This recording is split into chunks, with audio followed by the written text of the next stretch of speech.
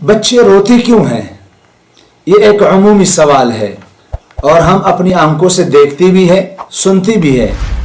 جس گھر میں بھی جاؤ چھوٹے بچے ہوں وہ رو رہے ہوتے ہیں۔ اکثر و بیشتر بچوں کے رونے کی آواز تو رات کو کچھ زیادہ ہی سنائی دیتی ہے اور آواز کچھ زیادہ ہی تیز ہو جاتی ہے۔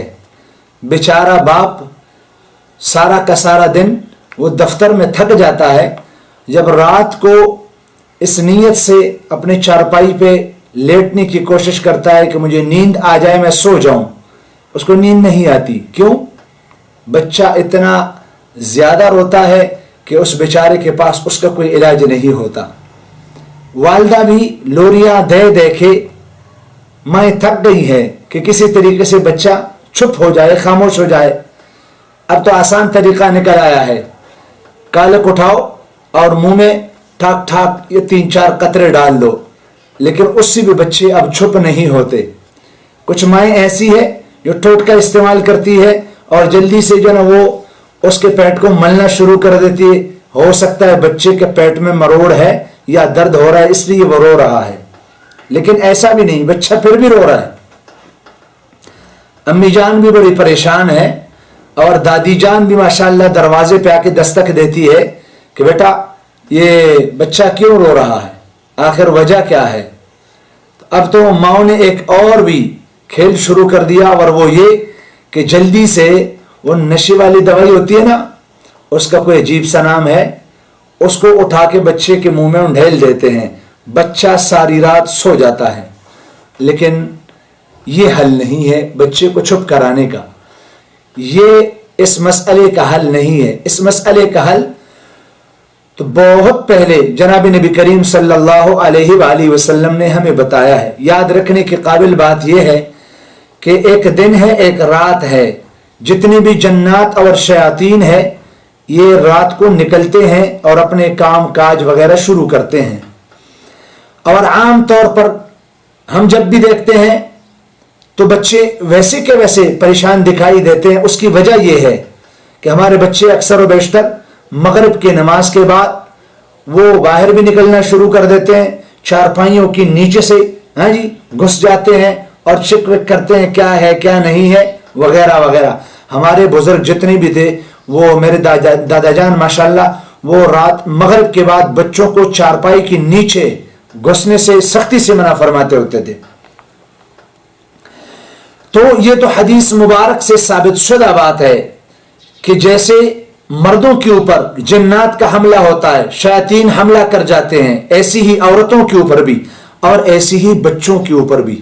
چونکہ بچے کوئی عمل نہیں کرتے جیسے کہ بڑے عمل کرتے ہیں، قرآن پڑھتے ہیں، کوئی زیادہ نماز پڑھتے ہیں، نماز کے بعد کوئی تسبیحات پڑھتے ہیں، یا اسی طریقے سے رات سوتے وقت آیت الکرسی پڑھ لی وغیرہ وغیرہ، یہ بڑے تو کر جاتے ہیں لیکن چھوٹے بچے یہ کر نہیں سکتے۔ اس لیے بچوں کے اوپر شیطان کا حملہ زیادہ ہوتا ہے، شیطان کا حملہ بچوں کے اوپر زیادہ ہوتا ہے، اس لیے عمومی طور پر بچے زیادہ رونے لگ جاتے ہیں۔ حدیث مبارک میں ام المؤمنین حضرت عائشہ صدیقہ رضی اللہ تعالی عنہ کو جناب نبی کریم صلی اللہ علیہ وآلہ وسلم نے بہت پیارا طریقہ، پیارا وظیفہ اور ایک ٹوٹکا بتایا کہ جب آپ رات سوتے وقت جب چارپائی پہ لیٹنے لگو تو کیا پڑھو؟ قل هو اللہ احد اور قل اعوذ برب الفلق اور قل اعوذ برب الناس، اس کو ہم قل بھی کہتے ہیں۔ یہ چاروں قل یا ایھا الکافرون ملا کے یہ پڑھنا چاہیے۔ اچھا بھائی، جہاں والدین کے اور بڑے سارے حقوق ہے یا ذمہ داریاں بنتی ہے یا فرائض ہیں، وہاں پر اکیلے باپ کے نہیں، ماں کی بھی بڑی ساری ذمہ داریاں ہیں۔ ماں کا صرف یہ کام نہیں، والد صاحب سارا دن کام کاج کر کے گھر لے کے آتا ہے اور ماں پکاتی ہے، ماں کھلاتی ہے، تو ماں کے کھلانے کا معنی یہ نہیں ہے کہ وہ صرف کھلایا کرے جسمانی طور پر، نہیں، روحانی طور پر بھی بچے کو کھلایا کرے، پلایا کرے۔ وہ کس طریقے سے؟ جیسے کالک ضروری ہے بچے کے لیے، جیسے بچے کے لیے دوائی ضروری ہے، سیرپ ضروری ہے، جیسے فیڈر ضروری ہے، جیسے دودھ بنانا ضروری ہے، ایسی ہی ایک مسلمان ماں کے لیے ضروری ہے کہ وہ اپنے مسلمان بچے کو قرآن پاک سنائے، قرآن پاک کی آیتوں کے ساتھ عادی بنائے۔ جب بھی آپ کے گھروں میں بچے وہ روتے ہیں اور لوگ ہمارے پاس لے کے آ جاتے ہیں، حضرت ان کو دم کر دے، ہم دم کر کے کیا پڑھتے ہیں؟ یہی قرآن پڑھتے ہیں۔ تو قرآن پڑھ کر جب پھونک مارتے ہیں اور اس کو دم کرتے ہیں، بچہ ٹھیک ٹھاک ہو جاتا ہے، چنگا بھلا ہو جاتا ہے، بالکل فٹ فاٹ ہو جاتا ہے۔ تو اگر یہی دم میں آپ کو سکھاؤں اور میں کہوں کہ پیاری بہن آپ اپنے بچے کے اوپر بھی دم کیا کرے، وہ کیا دم ہے؟ آپ صبح دوپہر شام، صبح دوپہر شام، ڈاکٹر کی دوائی سے آسان کام ہے۔ ڈاکٹر کی دوائی پلانا بہت مشکل ہے، ٹیبلٹ دینا بہت مشکل ہے، انجیکشن لگانا بچے کو بہت مشکل ہے۔ آسان کام کیا ہے؟ آپ صبح بھی نماز کے بعد سورت فاتحہ پڑھیے، سورت فاتحہ کے بعد آیت الکرسی پڑھیے، آیت الکرسی کے بعد قل یا ایھا الکافرون پوری سورت پڑھیے، اور اس کے بعد 3 آخری قل هو اللہ احد، قل اعوذ برب الفلق اور قل اعوذ برب الناس، یہ پڑھ کر میری بہنا آپ اپنے بچے کو دم کیجئے۔